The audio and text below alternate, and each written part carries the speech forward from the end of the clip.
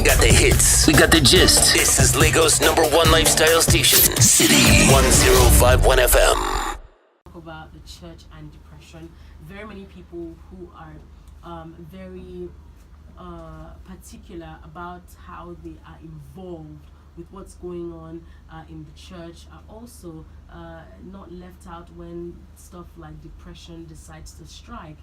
And so people have also complained about how perhaps young people are not getting the kind of advice or the kind of attention that they need from the church to handle some of these mental health issues when they come up. And so we'll be talking about that for the next few minutes. Lagos, if you have any contemplations, concerns, questions, suggestions, etc., please send them via Twitter at City1051. That's at City1051 on Twitter. So one question I want to ask just off the bat.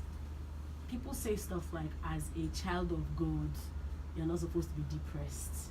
Is that a true statement? It's not true, actually. Jesus got tired. He didn't want to go to the cross. Just said, God, well, I'm done. Just be fine, I'll be fine. But then the Bible records that the angels came and ministered to him. So he felt bad. He didn't want to go. He got depressed, actually. So that was the place where we can say Jesus was depressed. Exactly. So that's a good example to kind of draw strength from as a Christian. Exactly. And then the angels came to minister to him, and then he felt strong enough to go all the way to Calvary. And here we are today. So why do you think that people who are, supposed to be walking in the way of Christ sometimes feel like, as a Christian, I can never be depressed, even though maybe there are signs that they are depressed? Oh, well, I think in this part of the world we are 90% religious and 10% spiritual, and being a Christian is totally being spiritual and knowing God, and at the same time you're a human being, and you have feelings, and you shouldn't shy away from that. And that's why we have a lot of crises in the church today, when we shy away from reality, what's actually going on, the troubles in the church, and we want to cover them up spiritually. The joy of the Lord is my strength. But isn't it? But really, it is. If you take the right precautions and you take care of yourself, like they say, health is wealth. So, tell me the joy of the Lord is your strength, and walk into the highway and see if a car will run into you. Right. Really. So, for me, there has to be a balance. There has to be a balance, and that's where the church has failed. And that's where people have gotten overly religious about this. So you really admit that the church has failed? Of course, that's what we're saying, that the church has failed, and we need the church to improve. The church has not done well in the space of counseling and reaching out to people, and that's what we're trying to encourage, that the church should take a second look at it. Of course, over the news a couple of days and weeks back, we've heard a lot of stories against the church. This person of this church did that, happened to this and that and that. Truth be told, the church didn't handle certain issues well, which should be properly done professionally, so that everybody will be fine. Apparently, like they say, the church is like an hospital. So when you come, you find people to talk to. The Bible says, "Do not forsake the garden of the righteous." Not just come there and clap hands and go home. When you're sick, when you're depressed, when you're feeling bad, you have someone to share it with, and then you get better, and then you go home. But there are questions around how it's not like when you come to the church and you say, "Oh, I'm feeling a certain type of way," and someone's going to send you out, right? People, in fact, are the ones who distance themselves from the church. So, I mean, if you don't come, how do we know what's going on? If you're not active in service, how do we know that you are here and that you are troubled or you have something going on in your mind? Over time, the church has, in some sort of way, discriminated as regards people's issues and challenges. I've had cases where someone had a challenge and shared with the church member, and then before you know it, the whole church has heard about it, and then the guy couldn't go to church anymore. Because if this is my challenge, I shared it with you, you should help me through it, and then it becomes an evening news in the church, and we're wondering how did we get it wrong. So I don't think that is. This is me being a mouthpiece for the church now. I don't think that is exclusive to the church. These things happen elsewhere. They happen in organizations. They happen in corporations. They happen literally in everyday relationship. You tell someone something, before you know what's going on, they share it. So why is it that people are all of a sudden criticizing it for happening in the church? elsewhere? Because we expect so much from the church that the church should be a better place or a better spot from the workplace, from the home, from the neighborhood. People are the ones who make up the church. Exactly, and that is where we fail to realize that the same people that we have in the office, on the streets, at parties, are the same people that we find in church, and we expect so much from the church. But at the same time, the church itself hasn't given out so much as it should. Obviously, we keep handling cases in the church where I personally feel that the church should know better and fix these things better than this, and then people naturally would share away from the church and would rather share their issues with, well, if I share with my colleague in the office and then it becomes an even if I'm fine. But church isn't meant to be a holy, righteous setting, where everybody my secrets should be safe there. But once it's not safe there, and then I just want the church to be church and myself, I'm fine. So I mean, you know what? Let's try to, for a quick second, move away from the issue of depression and some of the mental health issues that people face. Let's talk about the church in Nigeria. People have the opinion that we only have people who are churchgoers and not actual Christians because they are not feeling the impact of salvation, they're not feeling the impact of the love that Christians are supposed to have towards one another, and people of different faiths, as it's been required or requested of them by Jesus. So let's touch on that for a quick minute. Perhaps that is the more fundamental issue. I was sharing with one of my friends last night at Nigeria Info, and the discussion was centered on the fact that we have embraced so much of religion than being spiritual, than knowing Jesus. And like I told them, I said Jesus never started the church. He just wanted us to know the way, the truth, and the life, and be good people. And then over time, religion has brought in so many things into the church that has made the church not as Christ intended, and that's why today we have so many religious people out there. They feel that if have to go to church to be holy, to be righteous, to be fine, than to find God, have an encounter with Him personally, and know God for yourself. I keep saying it. There's no you are not a Christian if you do not know Jesus for yourself. If you have not had your personal encounter with Him, and so there are many people who don't have that, but they feel like because they go to church, then everybody around me goes to church. It's a good thing to go to church. So let me just go too. Besides, when we were growing up, if we don't go to church, it's just with our parents. So we became indoctrinated, and then let's just do it the way it's meant to be done. But then along the line, very few people get to have an encounter with Christ and get to now live that Christ-like life that they're supposed to live. Like I said to people, that it's one thing for you to know God. It's a different ballgame entirely for God to know you. And he says that at the end that's a sermon altogether. Yes. That is a sermon altogether. And he said at the end of the day, a lot of people would show up and say, Father, we have done this, done that in your name. And he told them, I don't know you. Although they are workers of iniquity, But then, I don't know you. But then you've done what you've done. Yeah, fine, good. Just like everybody knows everybody that works for Dangote knows Dangote, but Dangote does not know everybody that works for him. Right. That's it. And these things are based on relationship. So when I get to heaven, how do I know this is Jesus, this is God, this is Holy Spirit? If I really I've not had an encounter with them, if there's no witness in my spirit from here on earth. So now that you say that, let's go back to the issue of mental health, right? Okay. There are probably many people who don't have that encounter, right? Yeah. Who maybe identify with a denomination, and then they go to church and expect that maybe the church helps them out with these issues, but they don't even have the number one encounter that will maybe help them personally. So maybe they are the ones who are requiring more from the church than they ought to. Well, not just them, because I'd say that today, as a professional counselor, we're trying to preach that the church should embrace professional counseling, where they speak to people based on their issue, take them to therapies, and they're fine, and then they can function as a worker in the church, and they're fine. And then we have church today, opening centers, where people can go and find out. Of course, Christians go there and they find help, they get rehabilitated and all of that. So the truth is, it has nothing to do with you being a church goer or a Christian or not a Christian. It is a state of mind that has to be fixed. So even if you're a spiritual person and you are mentally challenged, you can still seek help. You can still seek help and get help. about that. That's a good one. Okay, you were able to weave your way out of that because I thought I had you. I thought I had you in a corner. I could swear.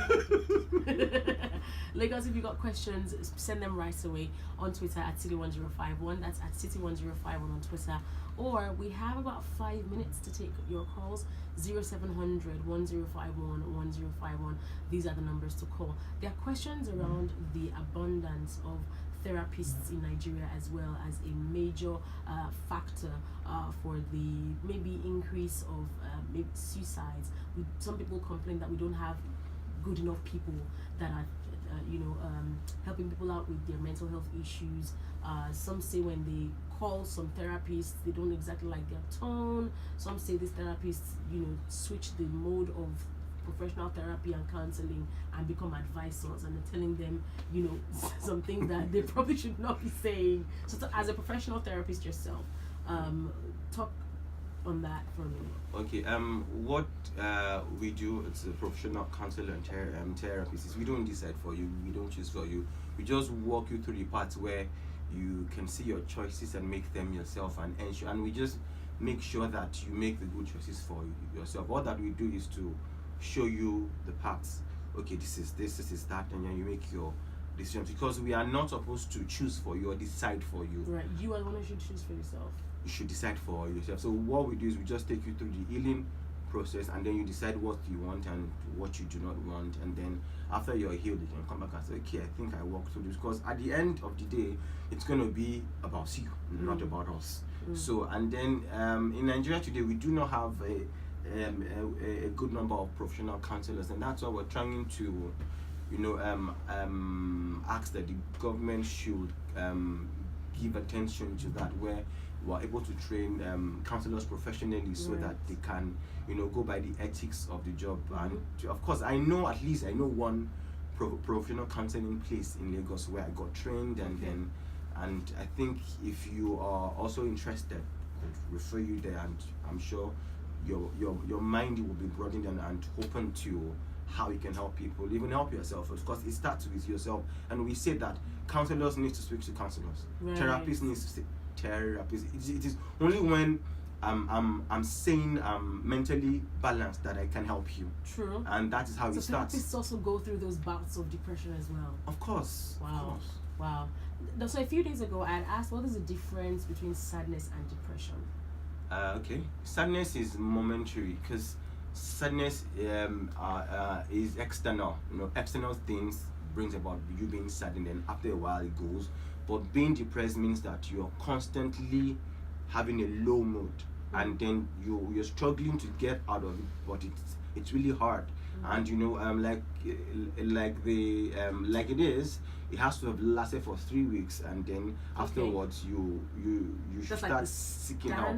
The standard, 3 weeks consistently. Okay. When it's 3 weeks consistently and when it's consistent for 3 weeks, then you seek help. Now the twist is, people around you would hardly figure out if you're going through depression, and it's something that is hidden and dark. It takes a sensitive eyes of a professional counselor or somebody around you to pick it out, because there are different symptoms and signs that someone is going through depression. And that's why we advise that employers of labor, company owners, and every other person should actually look out for their staff by having at least a professional counselor come in twice a month at least to speak with the staff. Let's just have a chat. Even if you feel normal, you might still need to speak to a professional counselor. It's not until when you are mentally healed and you are down, that's when you should see one. It's just like a place you go and you empty your mind on board, and you find someone that will listen to you, share your views and your fun, and then you go back home empty and refreshed. Without fear that they will share with any other person. Exactly. Because when you talk about employers of labor bringing their counselors, staff members will not see anything. Before the counselor go and tell my guy that I said that they don't like giving me issues. Okay, there are sides to it. Professionally, when let's assume I get called in to speak to staff of a company, part of the for instance.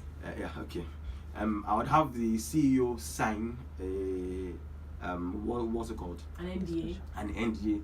that whatever I discuss with your staff is not his business. What is his business is that your staffs FYI, my MD is a woman. Thank you very much. Okay. What's important to her is that the staffs are well and doing good and are functioning, and then the company is doing fine and everybody's happy.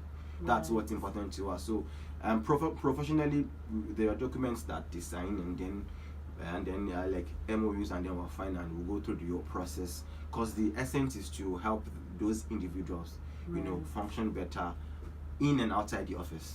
I need to real quickly, because we are jeez, this has been a very great conversation. I was reading a post that was shared on a WhatsApp group I belonged to a few days ago about a guy who was going through Third Mainland Bridge. He's a taxify driver, and the passenger was the one who shared the story. And he said the driver said he didn't like taking rides that made him go over Third Mainland Bridge, because each time he saw the water, he felt like the water was calling out to him. And because he had a lot of issues that he was going through, monetary issues, he wasn't happy about where he was generally in life, and that each time he saw the water, he felt he could just park on the road, get down, and just take a swim. So how are you able to maybe identify some of your triggers, and what are the things that you can do to maybe stay away from being suicidal?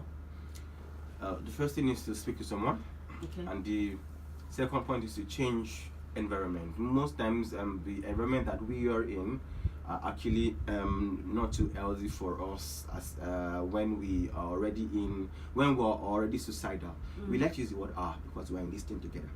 Okay, right. So when you're already suicidal, the first point is change of environment. So once we establish that, then we can now take you through the process of healing. Because if you're still within that environment where it all started, and we're trying to get you healed, it keeps coming back. Right. So because you're going back to it. Place. So that's the first point, and then of course you go through the therapy and you find help. Like the guy that the water costs to, simple. If his monetary issue is fixed and everything is fine, the water won't call to him. It will just be fine passing by every now and then. Now, people take suicide as an option when they've gone through depression, because suicide is actually the end point of depression. At the end of the day, you feel, okay, let's just cut the crap and end this thing, and I'm just gonna, and eventually, when the challenge I have is that we are in a very insensitive environment where people do not even know what's going on with the other person, or probably someone you're living with in the same house has no idea of what's going on, and it starts from there. If the people closest to you actually do not have an idea of what you're going through, how should your neighbors, how should people in church and every other places have an idea? And that's where it starts. Speak to someone, get the help you need, because the thing is, your life is much more important. Your life is much more than now. I don't know how you see that. There is a future ahead of you. It might look dark and unachievable, but there is life beyond where you are. It takes you to just see it, and then we help you get there, basically. And that's why I tell people that for people that are already suicidal, we take them out of their environment, and for them to get help. Once they get help, we can bring them back. I read a story of a guy that took his own life, although he has found help and people were already speaking to him. But I think the challenge he really had was nobody could nip the problem in the bud, that this is it. Once people are suicidal and you're able to pick out what the challenge is, they see a ray of light and hope. Okay, I think this person understands me, and then they naturally gravitate towards that person and speak up more, and then find solutions to it. But when it looks like solution is not coming, it's the dead end, everybody is saying you'll be fine, you'll be fine is no longer in news. We've been seeing it from when Jesus was around, before he came, and after now, you'll be fine. But then, what exactly would make that person fine? What is the challenge? Once we're able to pick that out, and then help would come, basically. Oh boy, 20 whole minutes of an amazing conversation, a serious one for that matter. Because we like our laughs and our entertainment, but look, these serious conversations have to be had. And it's been really great having you, Femi, on the show today. Big thanks to you for bearing your mind. Even though he's part of the church, he's like, you know what, let's talk about this, okay? The church has not done enough. And people also need to make sure that they speak to someone and that they identify with therapists as well. Great chat. Lagos, if you would perhaps like to ask him questions or whatever, He's got to step out of the studio now, but he has an Instagram handle at olufemitan.a. That is his handle on Instagram at olufemitan.a. And on Twitter, it's Olufemi Sparkles. no, wow. Shining the light on this whole depression issue, torchlighting it like it's nothing. Thank you for your time on the show today, and I'm sure that if anyone reaches out to you, you can help them out.